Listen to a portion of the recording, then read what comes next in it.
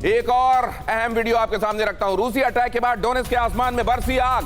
आसमान से आग के गोले बरसाती दिखी रूसी फौज। यूक्रेन का दावा, रूस ने वैक्यूम बॉम्ब से किया अटैक। अब देखिए वो तस्वीर आपको याद होगी, वहां थर्माइट बॉम्ब के इस्तेमाल का दावा और यहां वैक्यूम बॉम्ब के इस्तेमाल का दावा किया जा रहा है। तस्वीरें दोनों आपके सामने, ये दोनों तस्वीरें आप, बल्कि तीनों ये जो अहम खबरें मैंने आपको बताई हैं अब आपके सामने रख रहा हूं और कंपैरिजन के लिए वो दोनों तस्वीरें जाहिर है इस दौरान आपके सामने होंगी।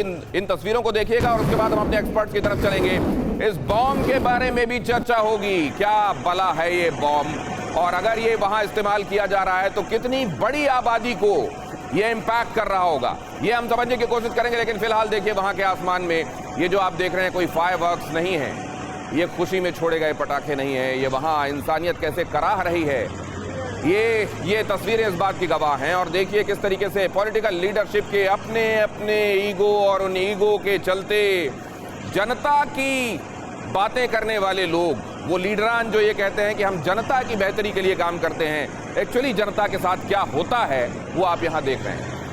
यूक्रेन और रूस दोनों ये कहते हैं कि यहां रहने वाली पॉपुलेशन के हम हिमायती हैं, लेकिन एक्चुअली क्या हो रहा है वो आप देख रहे हैं। यहां देखिए आसमान में, और वो जो तस्वीरें मैं आपसे कह रहा था, थर्माइट बॉम्ब, ये वैक्यूम बॉम्ब का इस्तेमाल, और ये दोनों ही तरह की तस्वीरें आपके सामने यहां पर आपको नजर आ रही हैं। अब जरा मैं इसको लेकर चलता हूं शिवाज सर, जरा बताइए ये तस्वीरें क्या बता रही हैं, क्या कौन सा बॉम्ब है ये इस्तेमाल हुआ? देखो, इसमें जो यूक्रेन बार बार बोल रहा है कि रूस ने थर्माइट और वैक्यूम बॉम्ब का इस्तेमाल किया है, मगर मुझे लग नहीं रहा कि ये पुख्ता जो जिस प्रकार से इन्होंने पिक्चर दी हैं कि वो फुल प्रूफ है, वो मॉर्फ भी हो सकती हैं। मगर अगर थर्माइट बम का इस्तेमाल किया है तो बहुत बड़ी खतरे की निशानी है। वो जो है बम सेकेंड वर्ल्ड वॉर के बाद कभी यूज नहीं हुआ, वो एक पूरी ह्यूमैनिटी के लिए अगेंस्ट है। 1300 जो है टेम्परेचर हो जाता है, इन दावों के इलाके में आग लग जाती है और जो भी 2 बाय 2 किलोमीटर में लोग हैं वो जल के भस्म हो जाते हैं। 2 गुणे 2 किलोमीटर, 2 गुणे 2 किलोमीटर के इलाके में जो लोग भी होंगे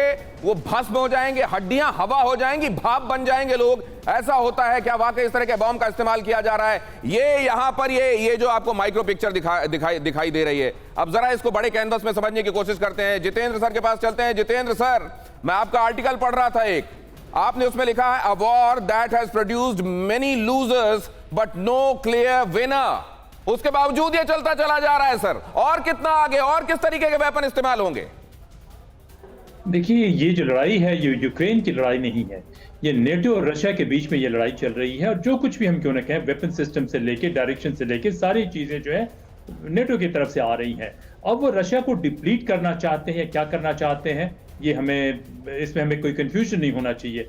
लेकिन रशिया को डिप्लीट करने के लिए ठीक है, उनके जो आप बार बार आपने जिक्र किया मिलिट्री इंडस्ट्रियल कॉम्प्लेक्स का, कई एक स्टार्टअप्स है जो सैटेलाइट इमेजरी में है या कई एक इंफॉर्मेशन रिकॉनेसांस और सर्वेलेंस एरिया में है, वो मदद कर रहे हैं। लेकिन इसका नेट आउटकम क्या हो रहा है? आप देखें कि रशिया की तरफ से या इवन वेस्ट के भी कई एक लोग हैं जो इस वॉर को बड़े इंपार्शियल तरीके से देख रहे हैं। उनका कहना है कि रशिया रिस्ट्रेन्ड है, सब कुछ कहने के बावजूद रशिया रिस्ट्रेन्ड है। साथ में आप देखें कि साइकोलॉजिकल वॉरफेयर चल रहा है यूक्रेन की तरफ से या वेस्ट की तरफ से। ये कहने की कोशिश की जा रही है कि रशिया जो कोलेटरल डैमेज का ध्यान नहीं दे रहा है। लेकिन आप देखिए ज़ैपोरिज़िया में जो शेलिंग हुई है, अब ये कंफर्म हो गया कि ये शेलिंग जो है यूक्रेन की तरफ से हुई है।